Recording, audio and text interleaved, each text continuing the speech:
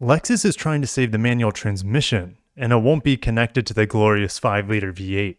These words come as a surprise as the brand's last manual transmissions were discontinued about a decade ago in the IS250 and the IS250 convertible. Lexus has committed to a fully battery electric future by 2030 in major markets. So can Lexus really pull off an engaging and fun to drive EV with a manual transmission? Let's find out.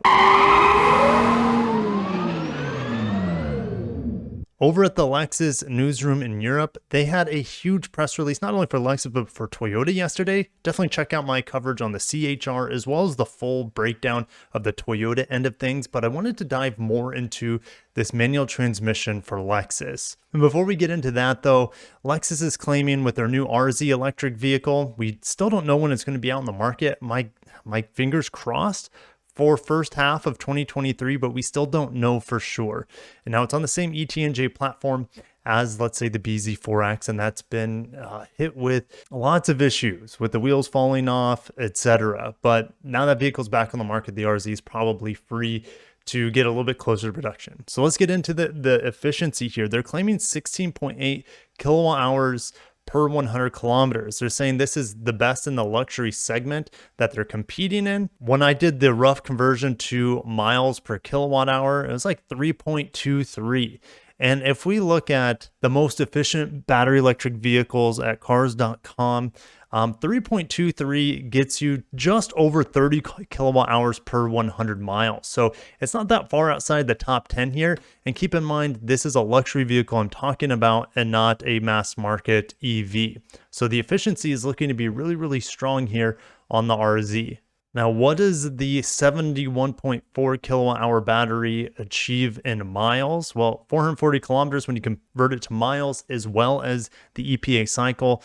It's down to about 239, 240 miles. That's probably going to be on the smaller wheels. And the all-wheel drive system is the new Direct 4 technology, which is just implemented on the 500h RX, F-Sport Performance, and then we'll see it here on the RZ as well in the near future. Now, I have good news. The Lexus Electrified Sport vehicle, they mentioned in the press release that it is coming to the market. They don't know when. I think it's largely predicated on solid-state batteries, but I wouldn't be surprised if it's the first of all those EV concept vehicles that Akio Toyo showed off last December, about a year ago now. I wouldn't be surprised that it could be the first of the new LFNS design language to come on the market, the first BEV with solid-state batteries. 0 to 60 in less than 2 seconds is what they're expecting, or around 2 seconds.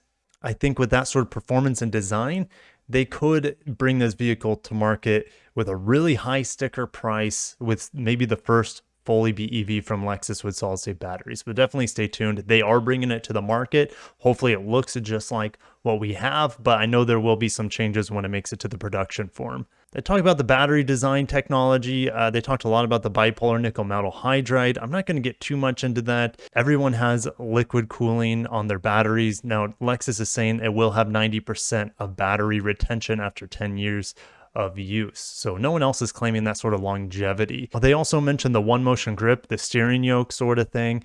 Steering by wire and brake by wire is going to be a part of every EV in the future. But for certain markets in America, I don't even know if we're going to get the one motion grip in place of our steering wheel. So stay tuned for that.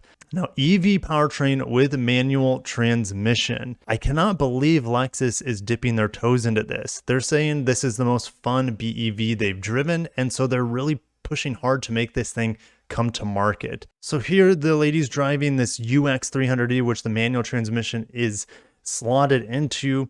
We have a V8 sound, so you can change the sound of the vehicle. L4, not sure, maybe that's an inline 4 sound. If you guys know what L4 would be, let me know, but you can make it sound like a V8. And I'll play that clip for you right now.